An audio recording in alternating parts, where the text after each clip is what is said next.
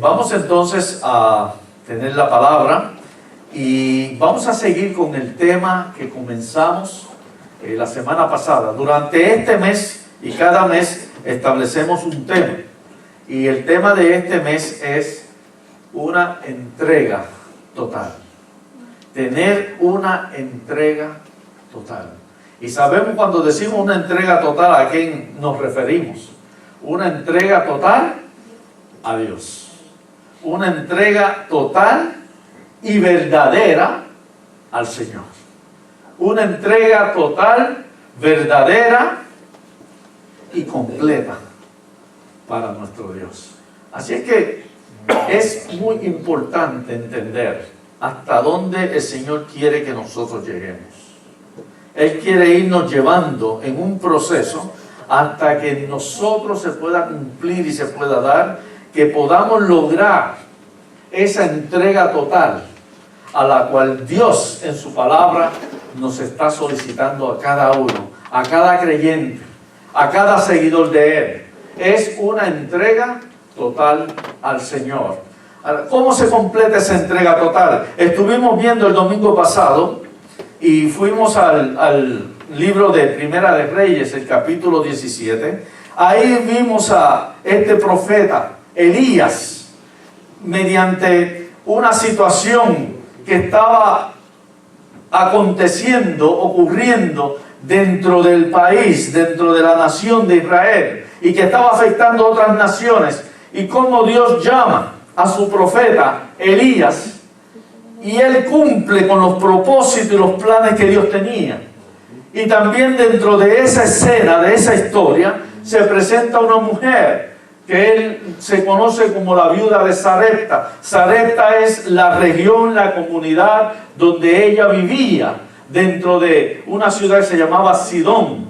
Y dentro de eso pues vemos cómo Dios fue preparando todas las cosas para usar a este profeta Elías, para entonces junto con esta mujer viuda de esta región pudieran llegar a ejercer la labor que Dios les tenía preparado, y no solamente eso, sino que pudieran recibir la bendición.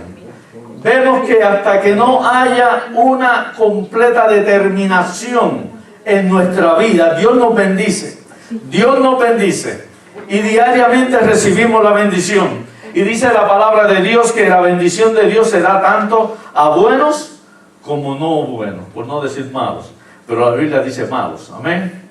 Dice a buenos y a no buenos. El sol sale todos los días sale el sol y alumbra a quienes, tanto a buenos como a no buenos, los malos, dice la Biblia.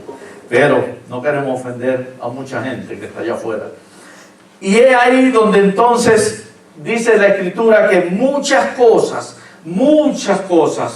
por solamente la pura gracia y misericordia del Señor, las recibimos sobre esta tierra. Sean buenos, sean malos, todos disfrutamos de esa bendición que Dios nos ha dado, de esas provisiones, de todo lo que Él puso sobre la naturaleza para que todo trabaje en una manera uniforme y en una forma donde todos los que estamos sobre esta tierra, los seres humanos y aún todo el resto de la creación, se puedan beneficiar. Ahora, hay unas bendiciones que van más allá, que son esas bendiciones especiales, donde aquellos que somos de la parte de los buenos podemos entonces llegar a alcanzar. Los malos, los no buenos, pueden llegar a alcanzarla, pero tiene que haber unas condiciones, y es una obediencia al Señor. Cuando nosotros hacemos una labor y nosotros nos sometemos a la voluntad de Dios y estamos dispuestos a obedecer a lo que Dios dice, entonces ahí es donde comienza a manifestarse la entrega al Señor, la entrega total. No va a haber una entrega total hasta que estemos dispuestos a obedecer. Elías y esta viuda de Sarepta estuvieron dispuestos a obedecer. Una vez obedecieron, entraron dentro de esa fase de la voluntad de Dios, de hacer y llevar a cabo los planes de Dios. Y es ahí donde entonces, a través de esa obediencia, pudieron hacer esa entrega al Señor y entonces fueron bendecidos. No se va a recibir la bendición total hasta que no hagamos una entrega total al Señor. Es algo que va acorde una cosa con otra. Ahora, pero para poder llegar, ya establecido que para poder llegar a esa bendición o a esa entrega total, tiene que haber primero una obediencia. Tiene que haber una obediencia al Señor, una sumisión al Señor, un sometimiento a Dios. Entonces estamos obedeciendo y recibimos la bendición porque hemos hecho la entrega de vida a Dios. Pero antes de obedecer viene la fe. Y la fe no es otra cosa sino el haber creído a lo que Dios ha dicho. Hasta que no ejercemos la fe de haber creído, de haber aceptado lo que Dios dice, entonces viene la fe en acción, que es la obediencia. Y es ahí donde el libro de Santiago, y me gusta leer mucho el libro de Santiago, no sé por qué, pero me gusta ese libro de Santiago. Dice que una fe sin, en el capítulo 1, dice una fe sin ¿qué? Sin obras es como si no existiera. Una fe sin obras es una fe vana. Una fe sin obras es una fe muerta. Es claro lo que está refiriéndose, diciendo ahí, que una fe que no tiene una acción, una fe la cual no se obedece, es como si no hubiese tal fe. Podemos decir que yo tengo mucha fe en Dios. ¿Y cuánta gente dicen que creen en Dios y que tienen fe en Dios, pero no obedecen a Dios? Y es ahí donde dice en Lucas el capítulo 6, el Señor hablando diciendo: ¿por qué me dices Señor y Señor y no haces lo que yo te digo? Porque podemos mantener, ¿saben cuántas personas que tienen diferentes religiones tienen fe? No, porque yo creo en mi religión, yo tengo fe en mi religión, y se basan en su religión, claro, algunos por ciertos intereses que le convienen de creer en esa religión, pero basan su fe en esa religión, pero no practican lo que dice su religión. Solamente es una conveniencia de la religión, y por darse un tipo de buscar apoyo, decir que yo también creo en Dios, pero no en la manera correcta. Y es ahí donde entonces nosotros ejercemos una fe. Ahora, ¿por qué ejercemos la fe? Y dice en Hebreos capítulo 11, versículo 6, dice: porque sin fe es imposible agradar a Dios. Tiene que haber esa fe de aceptar, creer en lo que Dios dice. Y cuando creemos y aceptamos lo que Dios dice, entonces lo llevamos a la acción. Y decimos: Señor, porque tú me estás diciendo esto, ahora yo lo voy a hacer. Yo lo voy a hacer. Yo te voy a obedecer. Y cuando estamos dispuestos a aceptar lo que Dios dice y a obedecer lo que Dios nos manda, entonces ahí vemos la entrega total a Dios. Y vamos a ver los resultados de una bendición grande para nuestras vidas. Pero antes de la fe, estoy de atrás para adelante, ¿verdad? Antes de la fe, tiene que haber escuchado la palabra de Dios. Porque dice en Romanos 10 que la fe viene por el oír, y el oír de la palabra de Dios. Tiene que haber lo que es la promesa de Dios, de lo que Dios nos está prometiendo en su palabra. Dios en su palabra nos ha llenado de miles, cientos y miles de promesas. Y esas promesas de lo que dice en su palabra son las que nosotros recibimos. No puede haber una fe si primero no está la palabra en nosotros. Entonces, cuando nos llega la palabra y recibimos esa promesa de Dios, entonces ahí es donde ejercemos la fe y decimos: Señor, yo creo lo que dice tu palabra. Yo creo, acepto, tomo para mí esa promesa que tú dices en tu palabra. Y al yo aceptarla y tomarla, estoy ejerciendo la fe. Y cuando entonces yo la tomo y la creo, la llevo a la acción. Y después de la acción, entonces va a venir la gran bendición del Señor. Elías y la viuda de Sarepta recibieron la voz de Dios primero. Y Dios le había dicho a Elías: ve a donde esta viuda, porque ya yo he hablado con ella. Ya el Señor le había transmitido la palabra a ella. Y tanto Elías como la viuda recibieron la palabra de Dios. Y ambos tuvieron fe, creyeron. Ambos lo llevaron a la acción. Y luego vino la gran bendición. El agua no le faltó durante los 3 años y medio de sequía. El agua no le faltó. No le faltó la harina dentro de la tinaja. Y no le faltó el aceite dentro de la vasija. Porque Dios se lo estaba proveyendo día a día y todos los días durante esos 3 años y medio. Dele la palabra.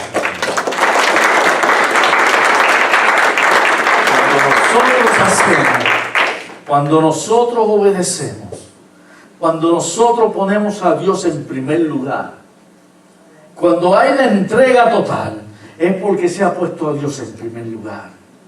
Y no importa lo que eso signifique o tengamos que hacer, lo vamos a obedecer, porque el Señor está en primer lugar en nuestras vidas. Y es ahí donde entonces vamos a poder decir: mi Dios pues suplirá todo lo que falte, todo lo que se necesite, todo lo que no tengamos, mi Dios pues lo suplirá conforme a las riquezas en gloria de Cristo Jesús. Y Él tiene grandes riquezas en la vida.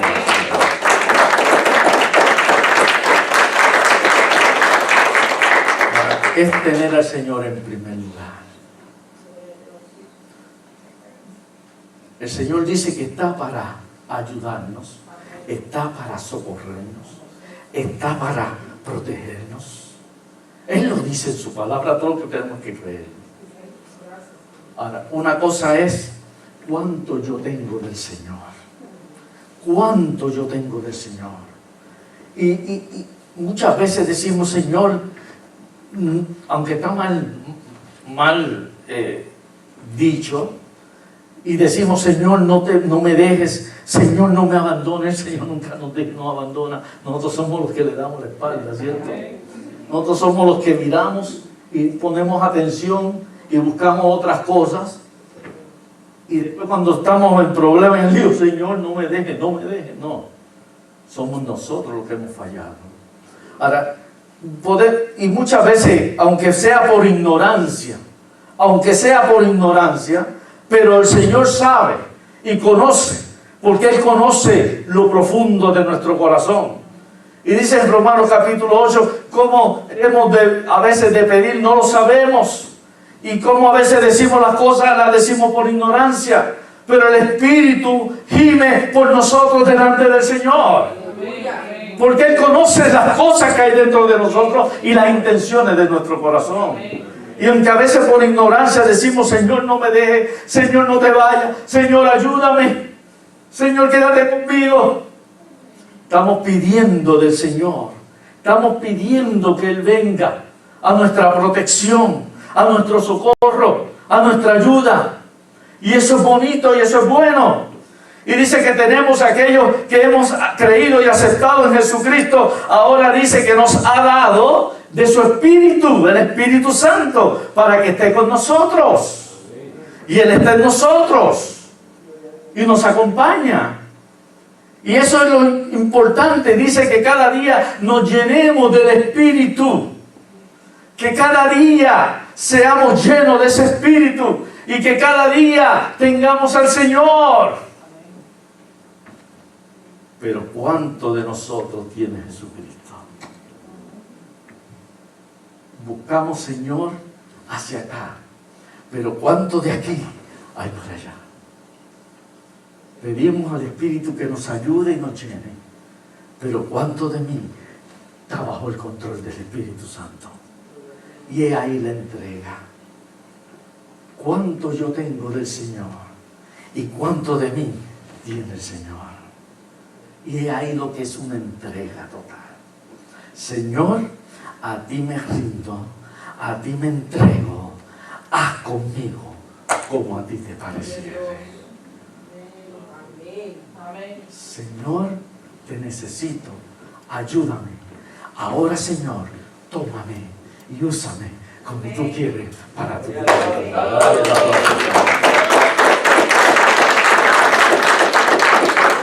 Eso es lo que es la entrega total.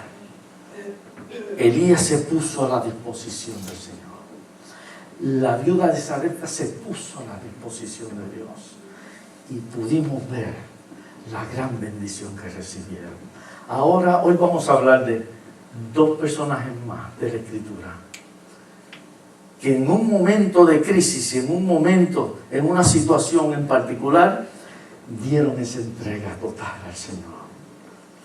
Y ese se encuentra en primera, si lo quieren buscar, si no, pues no lo voy a leer directamente, pero les voy a dar el pasaje donde está, que es en primera de Samuel, el capítulo 1, el primer capítulo del primer libro de Samuel. Primera de Samuel, capítulo 1. Y ahí habla de un hombre que se llamó Elcana. Y Elcana tenía una esposa que se llamaba Ana. Y hay muchas Anas en la palabra de Dios. En la Escritura, tanto en el Antiguo Testamento como en el Nuevo Testamento, se escucha la palabra Ana. La palabra Ana, dentro de lo que son el origen de las palabras, que es lo que se dice la etimología de las palabras, dentro del origen de las palabras, el nombre Ana viene del hebreo. Así que si la Biblia, el Antiguo Testamento se escribió en hebreo, el nombre de Ana no es el que aparece ahí, Ana, se traduce a nuestro idioma Ana, pero su nombre era Hannah. Hannah. Y por ahí se escuchan muchos nombres Hannah, ¿verdad? Y los gemelitos que hoy no pudieron venir porque estaban enfermos, pues uno de ellos, la gemelita, se llama ¿cómo? Hannah. Pues ese Hannah no viene sino del hebreo y significa Ana. Pues Elcana tenía una esposa, se llamaba Ana, y esta esposa era estéril. Dentro del tiempo de la antigüedad, cuando una mujer era estéril, era una afrenta. Y yo le voy a explicar qué es afrenta, por si no se entiende. Era una vergüenza. Una afrenta era una vergüenza. Y ser estéril para una mujer en la antigüedad era una afrenta. ¿Por qué? Porque era rechazada, era mofada, era burlada, era despreciada. Pero eso no se sabía hasta que esa mujer se casaba. Y una vez eso no se sabía porque no había forma de medirlo. Una vez se casaba ese hombre con esa mujer y ella era estéril, eso no se sabía. Pero cuando pasaban 2 o 3 años y no podía concebir, la llamaban que era una mujer seca. Le decían, esta es una mujer seca, es una mujer estéril, no puede concebir, no puede dar fruto en su vientre. El esposo, cuando se enteraba de que ya se había determinado por las autoridades de que su esposa ahora era estéril y no podía tener descendencia de ella, y hasta ahora yo he rebuscado de arriba abajo por toda la Biblia y no se mencionan hombres estériles, ¿verdad que no? Todo lo que se menciona son ¿qué? mujeres estériles. Parece que en ese tiempo pues no había ese problema con los hombres, hoy día existe ese problema también. Pero parece que en ese tiempo no. Bueno, pero no hay caso que se haya dado en la Escritura.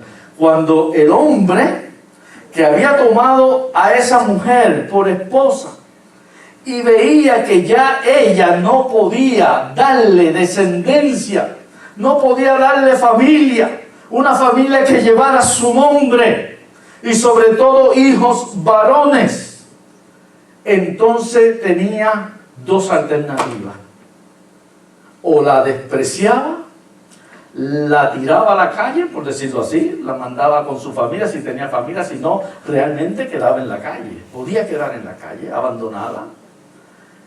Y la ley lo protegía, porque la esposa, al no poder concebir y darle hijos, era ya asunto para poderla repudiar, poderla rechazar, divorciarse de ella. Ya no te quiero. Y tenía todo el derecho de buscar otra y a ver si esa le podía dar hijos. Si no le daba hijos a esa otra, buscaba otra. Y si esa no, pues entonces ¿quién era el del problema? Pero ¿qué sucede? Que una vez una mujer era rechazada, abandonada, nadie, ningún hombre se iba a casar con ella, porque todos querían tener familia y procrear. Entonces, con mucha facilidad, esa mujer quedaba abandonada en la calle, rechazada, y lo que iba a hacer era un martirio. ¿Por qué? Por el simple hecho que no podía concebir en su vientre. Ahora, el hombre, dije, tenía dos alternativas. La primera es expulsarla. La segunda es mantenerla, porque si se casó por amor, la podía mantener, dejarla. Y la ley le permitía, no es la ley que en principio Dios estableció, sino la ley que durante el tiempo de Moisés se buscó como una alternativa y fue aceptada por el asunto de que multiplicarse, tener descendencia, tener familia. Entonces se aceptaba de que podía mantener, si la deseaba, esa mujer y buscar otra para poder procrear con ella. Y ahí donde entonces se dio la bigamia. Y podía verse también la poligamia, pero bien controlado, ¿saben? No era asunto de que si un hombre ya tenía hijos con una mujer, ahora buscaba otra para tener disfrutes y placeres. No. La ley tenía unos principios correctos, de principios morales. Y decía que solamente en ese caso, y la otra, si se quería quedar con esa, pero entonces la otra esposa podía tenerla y tener hijos con esa. Y si podía mantener a ambas, pues eso era asunto de la persona. Entonces, el caso que estamos viendo, el caso de Elcana con Ana, Ana era estéril. Ana no podía tener hijos, no podía concebir. Imaginémonos el sufrimiento que tendría ella, porque era un sufrimiento para cualquier mujer. Y dice que Elcana entonces tuvo otra mujer, Penina, y Penina le dio hijos y le dio hijas.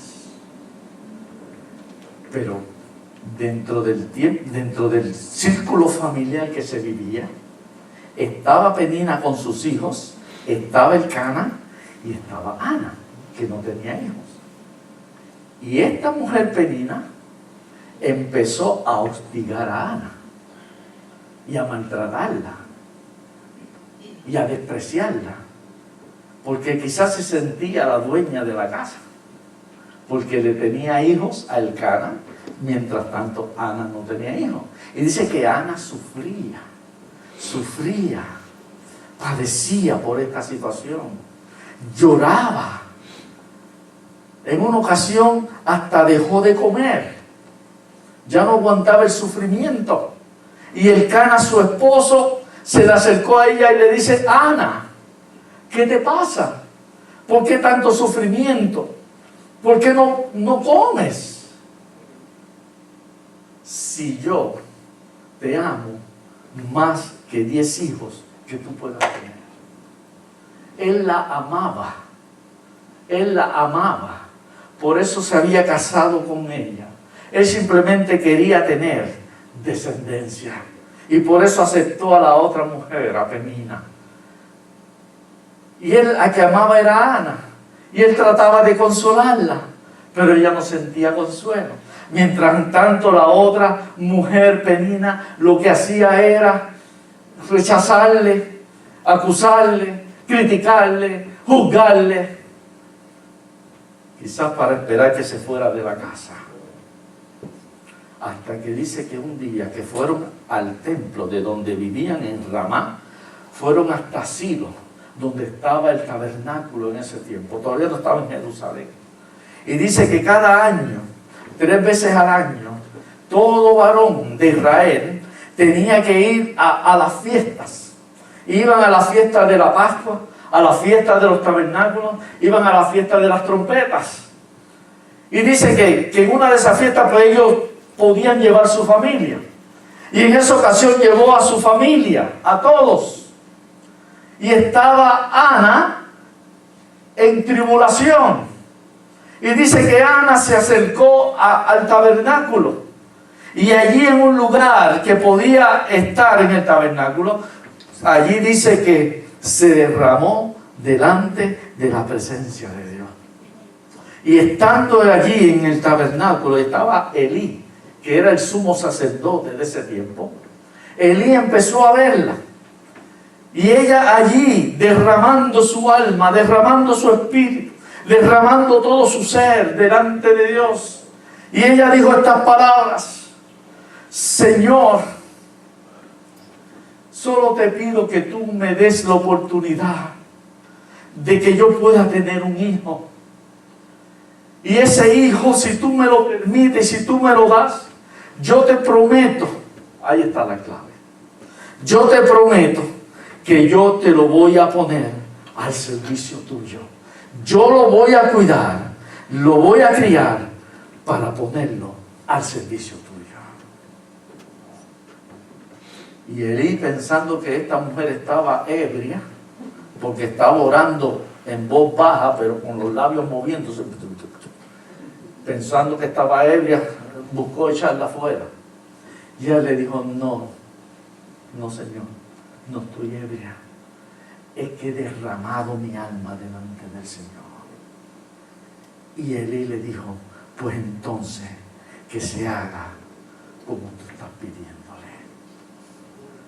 Ahora, nosotros no podemos negociar con Dios, ¿saben? Dios no es un comerciante, ni está en una subasta. ¿Quién da más? ¿Quién da menos? ¿Quién da más? ¿Quién da menos? Ni tampoco es un negociante de si yo te doy tanto, tú me das tanto. Con Dios no se va a negociar. Hay gente que le gusta negociar con Dios. Y dice: Señor, si tú me das esto, yo te prometo, te voy a dar esto otro. Pero con el interés de recibir esto. Por eso es que dice, y lo tratamos el mes pasado, donde dice Eclesiastés capítulo 5, si a Dios haces promesas, ¿qué? Cúmplelas. Y no seas insensato si no lo haces. Tú no sabes lo que te va a venir por hacer promesas falsas. Y sobre todo, Dios conoce nuestro corazón. Ahora, con el Señor no podemos negociar. A Dios simplemente nos rendimos a Él y hacemos lo que Él dice que tenemos que hacer. No podemos ponerle condiciones, ni ponerle límites. Simplemente: Señor, si esto es lo que tú quieres que yo haga, yo estoy dispuesto. Esto es lo que me gustaría que tú me dieras, Señor. Pero que sea hecha tu voluntad. Que sea como tú quieres, Señor. A Dios no podemos estarle negociando. Él sabe lo que necesitamos y cómo nos va a bendecir. Ahora, Ana estaba derramando su corazón, estaba derramando todo su ser, estaba postrada, estaba entregada totalmente en ese momento al Señor. Y dice que pronto se levantó de allí, se fue a su casa, quedó embarazada. Quedó embarazada. Pudo concebir. Ahora, miremos esto. Ya habían pasado muchos años. Quizás de 2 o 3 años ya se había declarado Ana estéril. Elcana busca otra mujer, otra esposa. Ya ella le da hijos e hijas. Ya habían pasado otros quizás 5 o 10 años más. Quizás ya habían pasado unos 15 años. O quién sabe si 20. Y Ana sin tener posibilidades de concebir. Y esta mujer Penina, cómo la hostigaba, cómo la maltrataba, cómo la ofendía, cómo la humillaba. Y yo me imagino cuántas veces Ana estaría pidiéndole al Señor por un hijo. Esta quizás no fue la primera vez, porque es lo normal, ¿cierto? ¿Cuántas veces en todos esos 15 o 20 años ella continuamente pidiéndole al Señor un hijo? Para poder tener un hijo, poder concebir, que Dios hiciera un milagro en ella. ¿Por qué Dios no lo había hecho?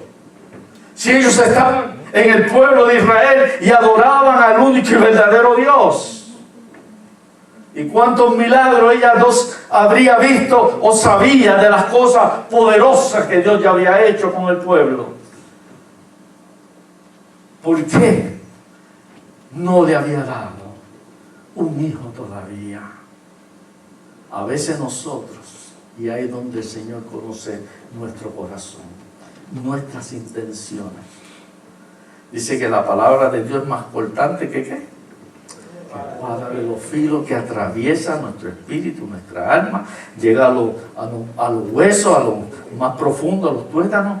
Dice que conoce las intenciones del corazón y discierne nuestros pensamientos.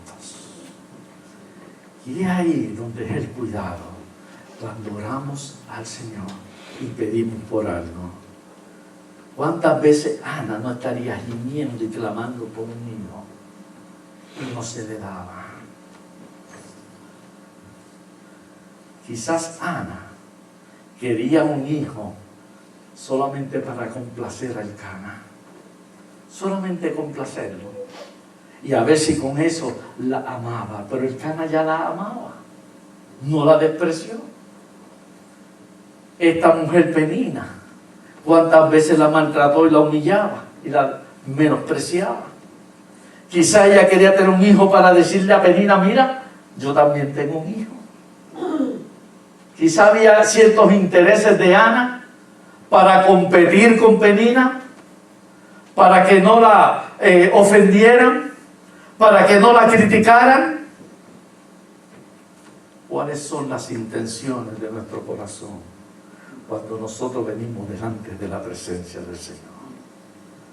Dependiendo de esas intenciones, de esos motivos o propósitos por el cual estamos pidiendo algo al Señor, de eso es que el Señor entonces va a obrar, porque Él conoce lo profundo de nuestro ser. Él conoce lo que hay aquí adentro y lo que pasa por aquí. Él lo conoce todo. Por eso es que en Santiago, perdón, me volví a mencionar a Santiago. En Santiago, el capítulo 2 dice, pedid y no ¿qué? Y no recibid, porque pedid mal. Pedimos y no recibimos porque pedimos mal. He ahí la clave. Porque a veces Dios no nos puede complacer en algo. Y podemos estar gimiendo, gritando delante de la presencia del Señor. Y no recibimos porque no estamos pidiendo en la manera en que es correcto o para los propósitos que son correctos, para los intereses que estamos buscando. Pedimos y no recibimos porque pedimos mal. Y dice, añade luego, porque estamos pidiendo para nuestros propios intereses y nuestras propias concupiscencias, para nuestros propios deseos carnales, para nuestros propios deseos egocéntricos. Y muchas veces Dios no puede complacernos porque lo que estamos buscando es algo que es para nuestro propio deleite personal, un propio interés, o para manifestar y demostrarle a otros las cosas que yo también tengo. No es por competencia que Dios nos va a complacer. No es para demostrarle a otros. Lo que Dios nos va a dar es para que nosotros glorifiquemos el nombre de Jesucristo. Lo que Dios nos va a dar no tiene que ser para nuestra propia gloria, sino para la gloria del Señor. Dale la gloria.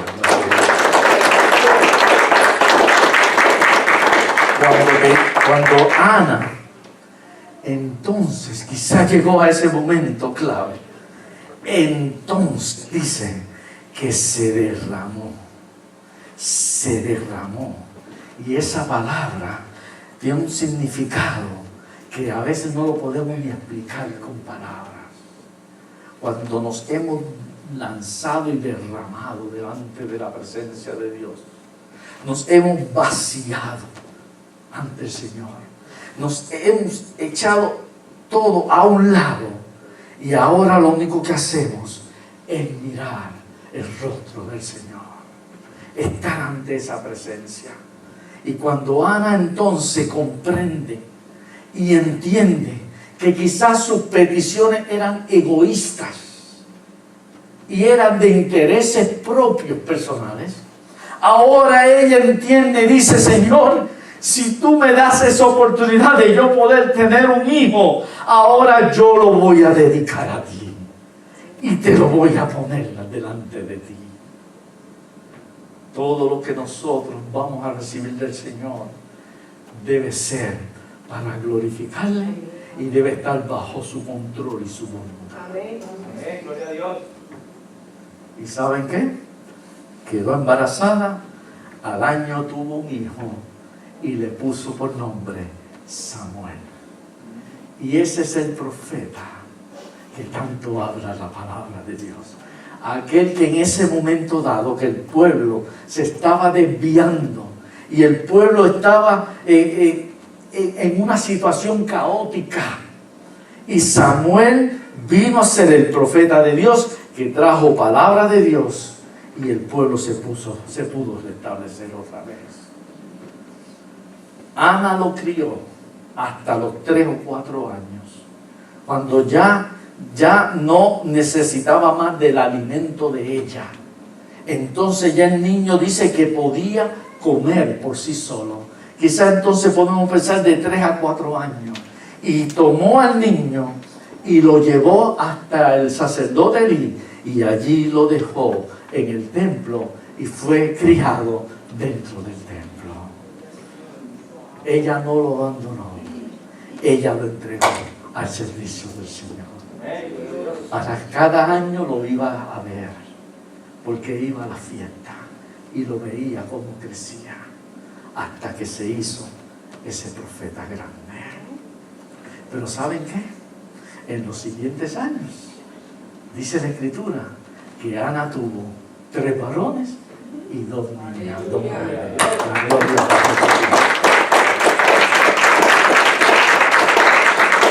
Cuando nos derramamos delante del Señor y entregamos, hacemos una entrega total, una entrega real, verdadera y completa, Dios se va a glorificar. Y Él sabe que estamos preparados para recibir lo que Él nos tenga, porque vamos a honrar el nombre de Él. Amén. ¿Recibió la bendición Ana? Porque hizo la entrega total. Hasta que no haya ese concepto correcto de lo que nosotros queremos hacer que no sea para propósitos egoístas, que sea para propósito de glorificar a Dios. El otro personaje que quiero hablarle, con esto voy terminando, se llama María. Y en la Biblia hay muchas Marías. Y a veces nosotros decimos, Ave María. Pues esa es la María, la mamá de Jesús. Una mujer que fue escogida por Dios. Una mujer que tenía unos principios y tenía unas cualidades en las cuales Dios estaba buscando dónde depositar a su hijo, aquel que venía al mundo y que se cumpliera la profecía. Y él estaba buscando una mujer que tenía que tener diferentes cualidades, además de ser virgen, porque era la profecía bíblica que una virgen iba a dar a luz. Pero también tenía unas cualidades que tenían que ser sobresalientes. Era una mujer humilde, una mujer sencilla, una mujer que era de buenos principios morales y espirituales. No era una mujer que lo que buscaba era estar exhibiéndose a sí misma, o tal vez coqueteando, o tal vez provocando a hombres. No, era una mujer casta, respetuosa, una mujer que tenía sobre todas las cosas temor delante de Dios. Y cuando hablamos temor de Dios, no significa que era una persona que temía a Dios, que le tenía miedo. En la Biblia esa palabra temor aparece muchas veces, y en unas ocasiones aparece, cuando dice temor, dice refiriéndose a aquel que vive con miedo, que vive con turbación, aquel que está horrorizado. Pero también el temor, cuando dice la Escritura en Proverbios, el capítulo 1, dice el principio de la sabiduría, ¿es qué? El temor al Señor. Es el temor. Y ese temor lo que se refiere es a respeto y reverencia delante de Dios. Cuando vivimos en el temor de Dios, vivimos en respeto y reverencia delante de Él. Y es ahí donde Colosenses 3:17, que todo lo que hagamos, que todo lo que hablemos, sea para honra y gloria de Dios, sea para honrar al Señor. Y ahí donde vivimos con temor y temblor delante de Dios. Dice en Santiago, el capítulo 2, que los demonios también creen y tiemblan, pero tiemblan de miedo, porque ellos no respetan ni se humillan delante de Dios.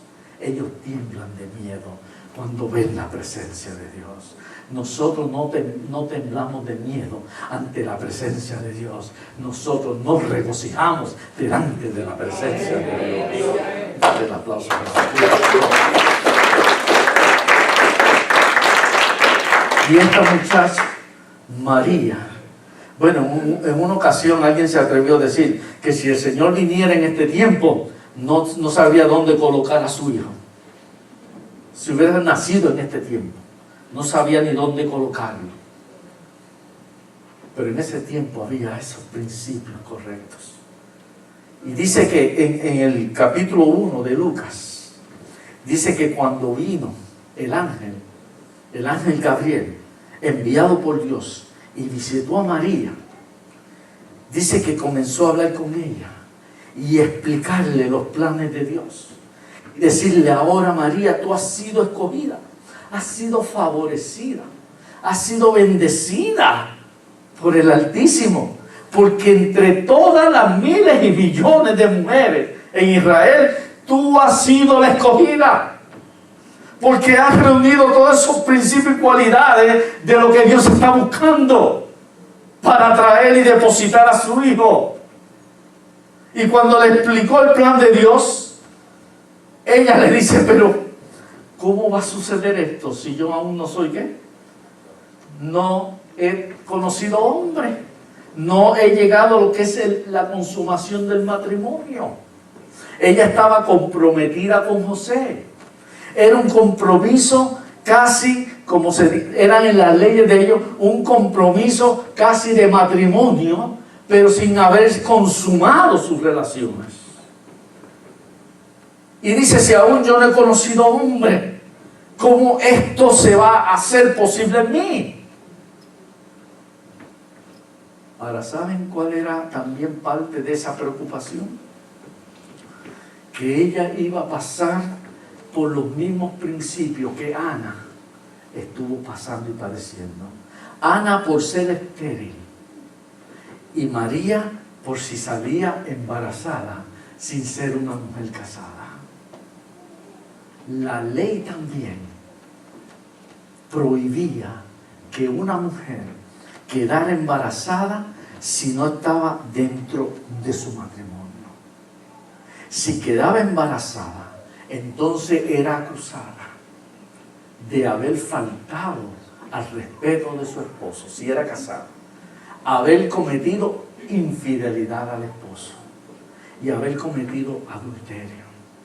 Si una mujer que era comprometida, todavía no habían cosas, pero el compromiso lo tomaban casi como si hubiera sido un matrimonio.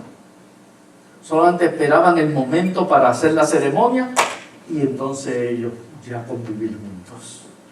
Lo demás era idéntico ante la ley.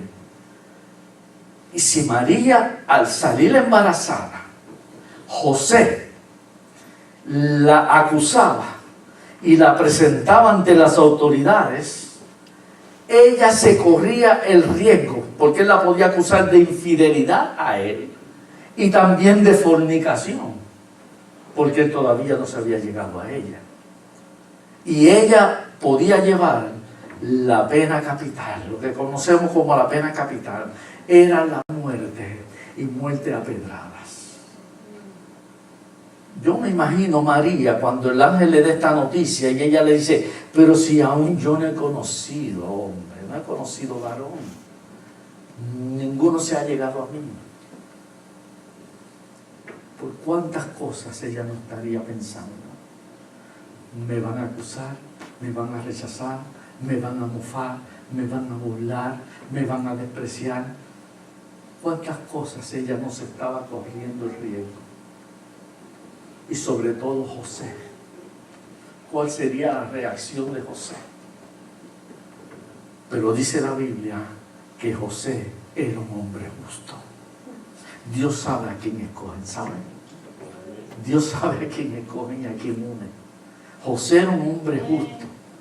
Aunque él pensaba abandonarla, dejarla, no acusarla, dejarla. Pero Dios se le reveló también a él en sueños. Y dice, entonces él la recibió. Tanto María como José se unieron al plan de Dios. Ellos recibieron la palabra. Ellos la aceptaron en fe. Ellos la llevaron a la acción. Y cuando el ángel le dice cómo iba a suceder, ¿qué fue lo que ella dijo? En el versículo 38 del capítulo 1 de Lucas dice, he aquí, ella hablando, he aquí la sierva del Señor, hágase conmigo conforme a lo que tú has dicho. He aquí la sierva del Señor, hágase en mí lo que es la voluntad de Dios. Esa fue la entrega total que hizo María. No temió por lo que le iba a pasar, no temió por lo que iba a acontecerle. No temió por todo aquello que podía ser contra ella. No temió, porque el que estaba con ella, más grande y fuerte que aquel que está en el mundo. Y ella sabía en quién estaba confiando. Ella sabía en quién estaba creyendo. Esa fue la misma experiencia que tuvieron Pedro y Juan, cuando fueron tomados presos en el capítulo 4 de Hechos, y fueron tomados presos por las autoridades porque ellos estaban predicando a Jesucristo.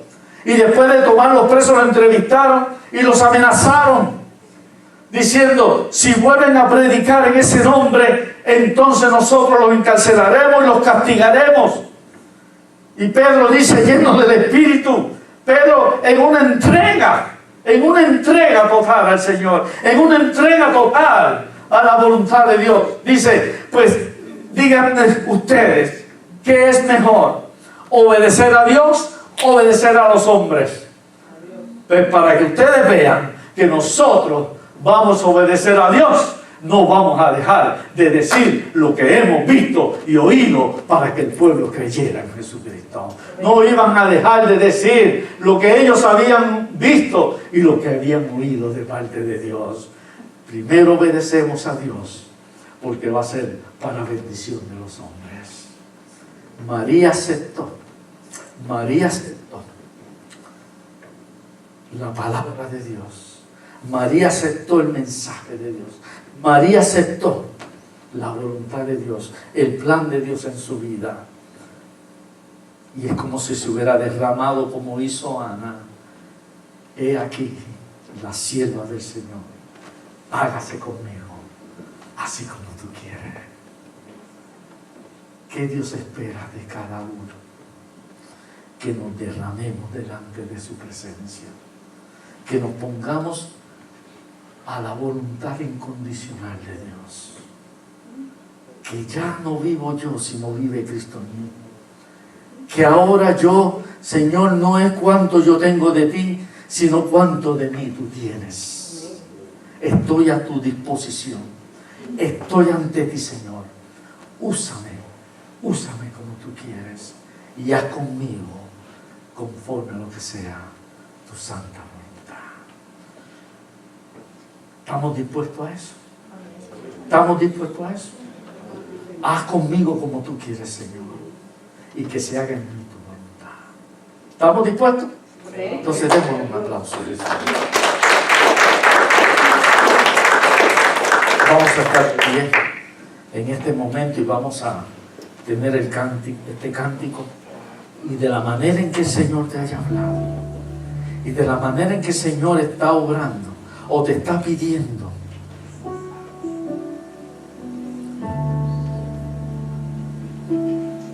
¿qué le vas a contestar?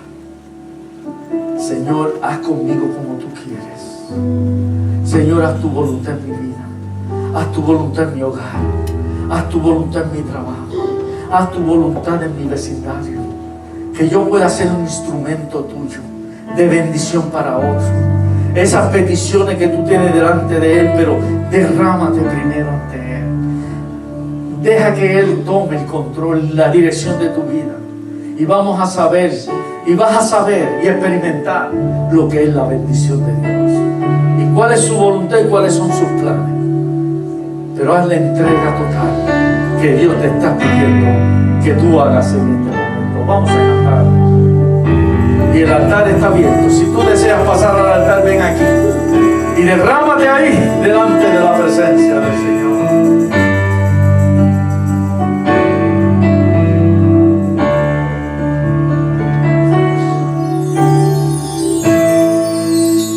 Yo sé que estás aquí. Dile, Señor, a esa hora, a ese lugar. Tú vas a obrar, tú vas a hacer esa vida.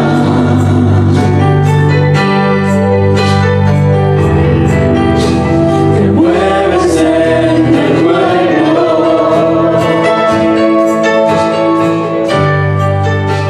trayendo sanidad. Vamos a decirlo al Señor. Yo sé que estás aquí. Yo sé que estás aquí.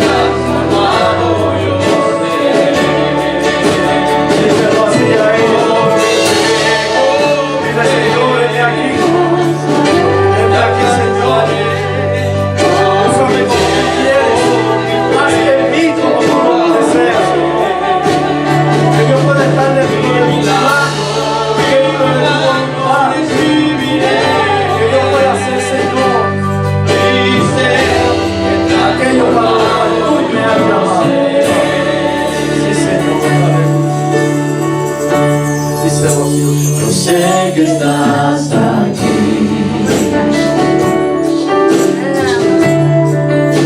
Siento tu caminar. Sí, aleluya. Te mueves en el pueblo. Oh, a la obra, Señor. Señor, que podamos hacer esa entrega total a Yo Dios. sé que estás aquí. Que podamos estar a la disposición a lo que tú quieres, Señor.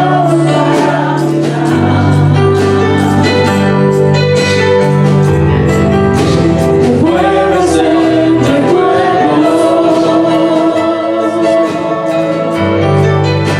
trayendo sanidad.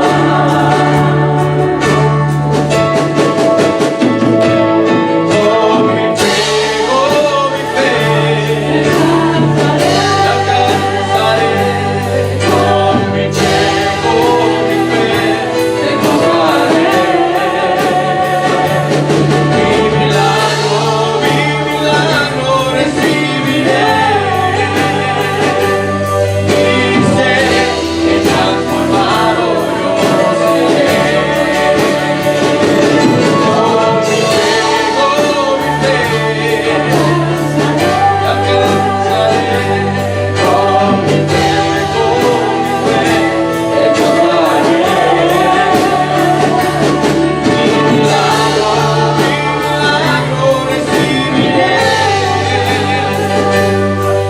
Mi ser que transformado yo seré.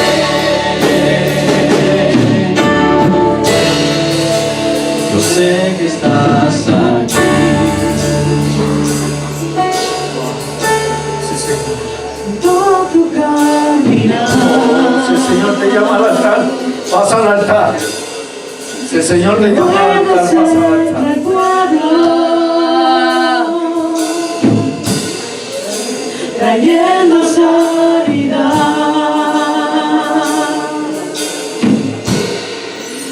Yo sé que estás aquí.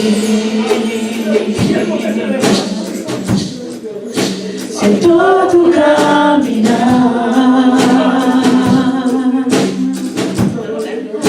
Te mueves entre el pueblo, trayendo sanidad.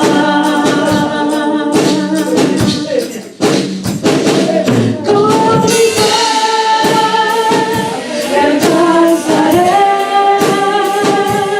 Con mi fe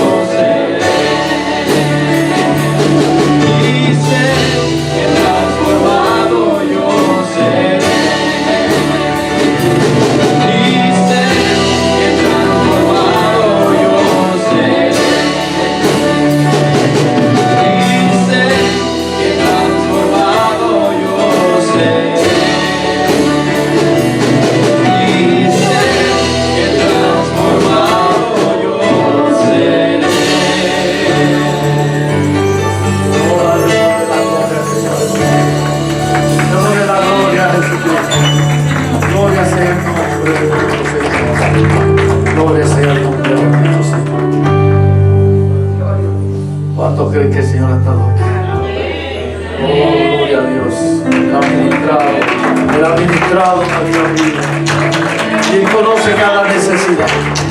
Él conoce cada uno. Y el Señor te habla de manera que Él quiere que nosotros le respondamos. Heme aquí, Señor. He aquí, tu siervo, tu sierva, haz conmigo lo que tú deseas. Haz conmigo como tú. Gloria sea el nombre del Señor. Y el pueblo de Dios dice: amén. Damos el aplauso al Señor y terminamos cantando este coro.